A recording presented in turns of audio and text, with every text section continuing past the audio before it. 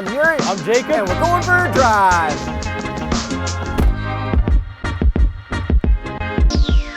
2023 Mitsubishi Outlander. Plug-in hybrid without launch control. Your head hit that headrest pretty hard there. Oh, dude. Couldn't control my neck. It's probably because we're in power mode. Sing, CVT, sing. Hey, it's okay. It's not bad.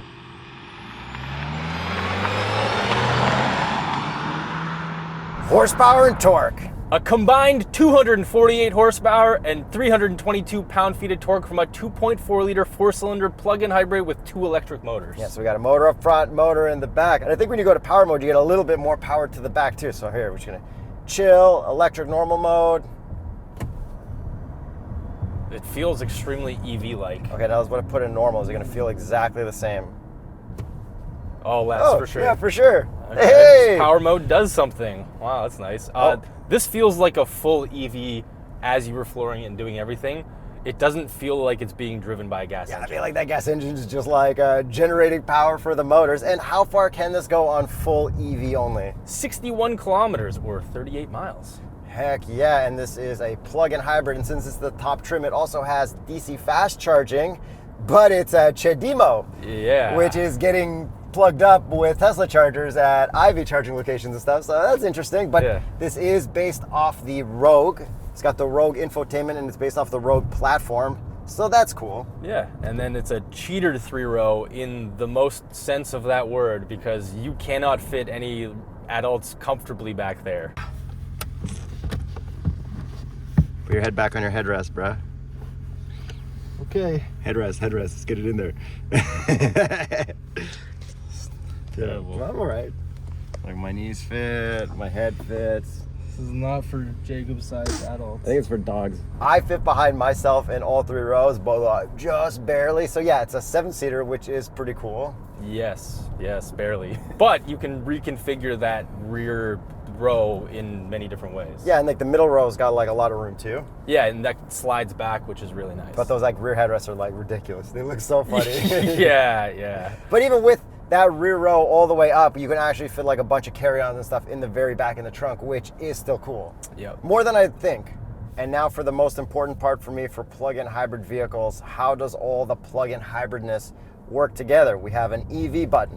When we click that, we can go to normal, EV, so you're going full electric, save to hold your charge for later, and charge, which is amazing. A lot of cars don't have all those options. And you can actually use the charge function to charge this car from 0 or 10% to 80% while it's standing still in like just over 90 minutes. Yeah, that's pretty sweet. And then I think it's 6 hours to fully charge it on a level 2 and 38 minutes to charge it to 80% on DC fast. Yeah, so this car kind of acts sort of similarly to like a Chevy Volt, where like the gas engine is like a generator mostly. Okay, and then other driving stuff, if I let off, it's regenning a bit. If I hit my left paddle, I can go down to B5, 5 levels of braking to slow down. And then I also have a 1 pedal button right here, which puts me in another cool mode. So when I let off, it slows down so much more, but it will not come to a full stop. So once I get to like this speed, then it's like, all right, hit the brake yourself. Yeah, because it'll just like keep kind of coasting through. I understand not coming to a full stop in a plug-in hybrid, because I guess if like your battery is full, then you can't come to a full stop because it can't fully regen that anyways, right? Oh, and then don't forget about B mode as well. Well, B is just your paddle. So when I use my paddle, it kicks me into B mode if I'm not into this mode already. Okay, so there's 2 ways to get into B mode. Yes. Interesting. And then what's cool is, say I got like heavy brake regen or lift off regen right now, right? Yeah. I can push it into neutral and it'll fully coast. Even with 1 pedal driving on. Yeah, and then I can put it back into drive and we're back into that. Okay. And then while you're driving around, it's kind of whiny because we're in charge mode. If I put it to EV, now it's nice and quiet.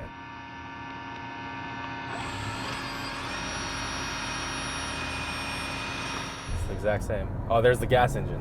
So much louder. It makes a lot more noise when you're in the charge mode. Yeah, but the actual like the EV motors whininess, are a little whiny, yeah. but at least it's not pumped in electric stuff. No, it's not. Like natural, kind of like the E-Ray Corvette. Yeah, Kind of sure. exactly like that. Sure. And with the electric stuff, you can also change your gauge cluster, which is exactly a Nissan gauge cluster, Yes, it is. to this, and you can see where stuff is going. But I can never find out if I'm going to gas or not, or Yep. like if the gas is powering my wheels. Yo, imagine if those are the wheels we had on this car. Okay, that would be Dude. okay. Let's talk about the looks a bit. Yeah, because like, damn. This, I think, looks awesome. I actually think it looks pretty decent. It's weird, bold looks. It looks like the Engelsberg concept that we saw in Geneva or whatever. I think it's a good representation. It looks better than the old Outlander, and I like this style of Mitsubishi. Yeah, I mean, the amount of chrome kind of fits everything. The way that they shoved it in places, it's good. Okay, this is two-tone, so we got black at the top, so that's like a top trim thing. And then the white paint is actually like very reflective. It's nice. It's like got a little bit of pearl or something to it. It's nice. We got 20s on here, and I actually do like the wheel design of this. And what would be the Continental recommended tire for an Outlander PHEV? The Extreme Contact DWS 06 Plus. And then we only have buttons on the handles in the front, not in the back, and it's not like proximity touch. Oh, to lock the car. Yeah, not the end of the world. And I think I'm used to that from Nissan stuff, and I feel like this is just a Nissan kind of, so whatever. Yes. And then the back end, like, kind of bland, Yes, very bland. but like also not offensive, but not as cool looking as the front. Yeah, the front's where it's at. It looks very crazy from like a wide angle from the front. Does this look better than a Rogue or a Pathfinder? I don't know if it's better, it's just different. But it doesn't look bad. No, it does not. Okay, power mode through cliche corner with traction on. Oh, I'm terrified. Heck yeah, tires squealing, son of a gun. Oh my god, there's oversteer. Are you ready? Stab and go. Dude, the suspension, the traction. Yes, you try to save me. The amount of things that are happening, holy crap, this car feels so disconnected. It feels disconnected a little bit, but you can still boogie through it. Like you can control Yeah, it. that wasn't slow. But this isn't like a handling car. No, it's not. And I like all of the crazy gimmicks, how they work combined. I think it's fun. Yeah, it's definitely fun. It's cool. All right, it's your turn to launch it. And before you launch it, this gauge mode's pretty simple, right? Yes. And since this is a Nissan, we can change the meter mode. So I am going to give you a full-on aneurysm while launching this. Because like those needles are already kind of moving in this mode. They can move so much more. Change meter view and then launch it. What is happening? Go. Oh my god. It looks like someone pulling focus on a camera. Yeah. Let off now. Oh my god. Back on it. That is insane. Biggest distraction ever. Eh? Oh my god, yeah. Wow. It kind of looks like a compass that's just like going in circles. Wow. Yeah. Yeah, and wow, okay. Oh, focus puller's dream car. Yes. How do I change that back? Okay, Yeah, there we go. yeah. Woo. Okay, so this is much less distracting as much as I thought the needles were moving. You were right. Wow. Whoever designed that.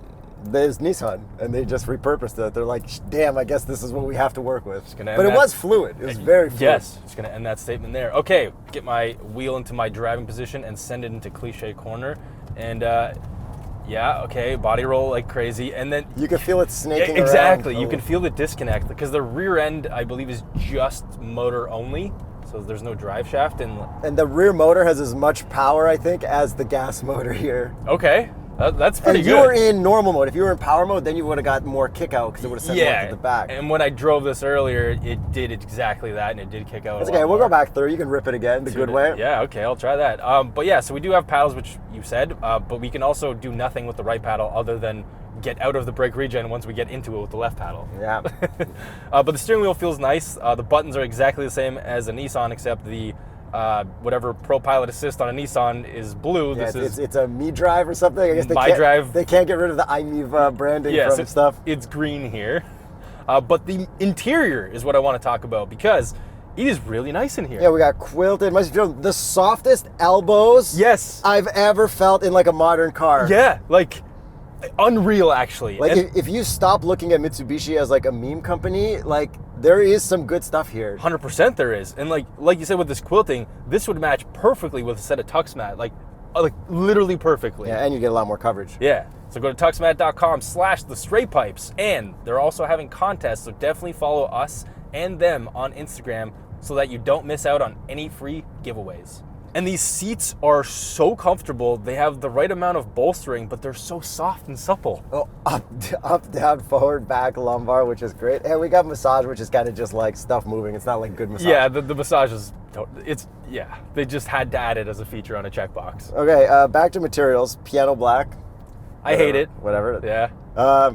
Apparently this is real aluminum. Yes, that's what it says. It says real aluminum. It doesn't really feel like it, but they call it real. We don't have an aluminum magnet on us. And then we got some fake carbon fiber plasticky stuff for here on the right. But like, look at our window things. They got like the diamond thing on there. Yeah, like knurling. Like a Genesis knurling. That was the word I was looking for. Yeah, dude. Like, honestly, all the touch points and stuff, this is like very impressive. It's more impressive than a Rogue. Yeah, I'm shocked how good this was, and I'm like kind of disappointed we didn't get this for embargo when it came out, because I would have loved this. Who knows if anyone's gonna watch this video, because I doubt it. Yeah. Jacob says if this video doesn't get 300,000 views, I'm fired. So please send this to your friends. Fired. Because Yuri wanted to book this. Not that I didn't want to drive this. It's just too late in the life cycle. But I think it's just a cool car, and I didn't want to miss it. And then suspension, really good. And going into Cliche Corner, you got everything off and power mode. Power mode. Not gonna use my paddles. Okay, it's understeer. Yeah, it comes crazy. back around. Ease into the power this time. No, I'm gonna understeer. This is crazy to drive. That's wild, eh? It could be wild ride. It could be much worse. Yeah. Okay, other infotainment stuff. So we have the Nissan infotainment, volume knob, and a friggin' tuning knob. Hard buttons for all kinds of stuff. We have a camera for a really good 360 camera. Ooh. We got rewinding satellite radios on here, Apple CarPlay, Android Auto. Look at this cable. You need that to plug in your phone, right? We can do USB-C or USB-A, wireless or wired Apple CarPlay. Amazing. Android Auto, I don't know if it's wired or wireless, but I also don't care because I'm an Apple person. Ooh. You can't expect me to have an Apple and an Android to test out for everything. No. Or read the spec sheet. And then cup holders. I don't like that they're not out in front. Yeah. I hate the reach back. It actually made me drink my coffee less often. Yeah, it is a bad spot for them for sure. But man, this elbow rest. It's so, like, the one on the door is especially comfy. Like, Unreal. everything is such nice materials. Okay, visors. I have no quite idea. big. 3, 2, 1. Full pass. Good job. Okay, big moonroof. Is it considered a moonroof? It's more than just a sunroof. Yes, it's massive. Panoramic. Panoramic sunroof, yeah. And then another thing I love about this car, we have AC power, 1,500 watts. You click the button there, turn it on. I didn't charge my stuff last night because I was at the Jays game, and I forgot. And I managed to plug it all here on the drive here and get it all fully charged. Yeah, that's what's sick about plug-in hybrids. And there's 2 of them, and it says it can plug in your vacuum and household appliances in this. Like, so sick. So you should probably just get one of these instead of like a Ford Lightning or the Power Boost thing to power your whole house. Not that that's an advertised solution or anything, because it probably won't work. The power's out in my house and I need to vacuum. Plug it into the Outlander. Plug the fridge in here. Just convert to 240 volts somehow. I'm gonna floor it. It's good power, man. Like, it'll get you on the highway. And like, the gas engine's now doing stuff. It's CVTing, like, yeah. It's weird, but I like it. It feels like technology. And it feels electric-y. Like, the CVT doesn't feel like a CVT. It feels like I'm driving some sort of EV. Like, it's cool. It's nice. It's like, I know Mitsubishi is a meme company because they made their, like, Eclipse into an SUV. Yeah, exactly. But they also made a really sick PHEV Outlander. With Nissan's help. Yeah, but I think the last one was probably had a bunch of cool stuff, but now it's like a totally good package. Yeah. Because even like that adaptive cruise from the Nissan stuff, right, and lane centering worked really well. I mean, I got a lot of warnings to keep my hands on the wheel even though they were there, but it worked really well. And then this also fit my child seat really well, and we got baby shades back there. Yeah, I saw the baby shades. That is awesome. Gotta shut out all those peasants because you're in the top trim. So Jacob, do you think there's anything else with this Outlander PHEV? I read a story about somebody trying to order a Toyota RAV4 Prime. Mm-hmm.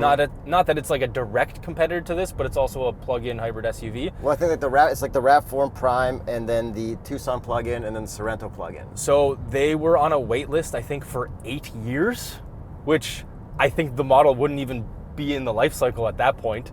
And so then they got upset, and they walked into a Mitsubishi dealership and bought one of these, and were very happy with their purchase because they could actually get one. Yeah, so look them up on tsp.truecar.com instead of waiting forever for like a RAV4, which this actually might be better. Well, especially when you're considering the markup. And I even posted that I'm probably not going to review this on my Instagram, the comments were like, review it. One guy at Mitsubishi dealerships like, you can come review mine. And I asked him if he had Evos for us. I asked him how quickly could someone buy one. He's like, within a week, you could usually just get one, which is amazing right now. Exactly. So yes, that is a weird thing to say, but it is a realistic thing in this timeline that we're living in right now. And it's cool because this car doesn't suck. No, and you can get it. And it honestly feels way more luxurious than a RAV4 Prime does. Okay, so with all that out of the way, let's get to the price while you go through Cliche Corner at a moderate pace. Okay, so this one is the top trim, and it is $57,948. Canadian. So you can get a lower trim version with the same range if you wanted. Yeah, it's not the least expensive, but it is also like a cheater 3-row, and it is like surprisingly luxurious with like a ton of cool features in here. Yeah. I think the only feature we're really missing out on is ventilated seats. Yes, I would really like ventilated. We only have heated, and today is a hot day, and these we have black like seats. the blank buttons is just ready for it. Yeah. Oh, and by the way, full touch climate. How nice is that? It's all really nice. A lot of good stuff they nailed in this. Yeah. So let us know what you think of this. Would you take it over a RAV4 if you had to wait 8 years? And please do Yuri and I a favor and just watch the video, even though you've already watched the video. 300,000 or I'm fired. That's it. Jacob's gonna replace me with someone else. I'm only gonna do Mirage reviews from now on, and Yuri's gonna not be here. So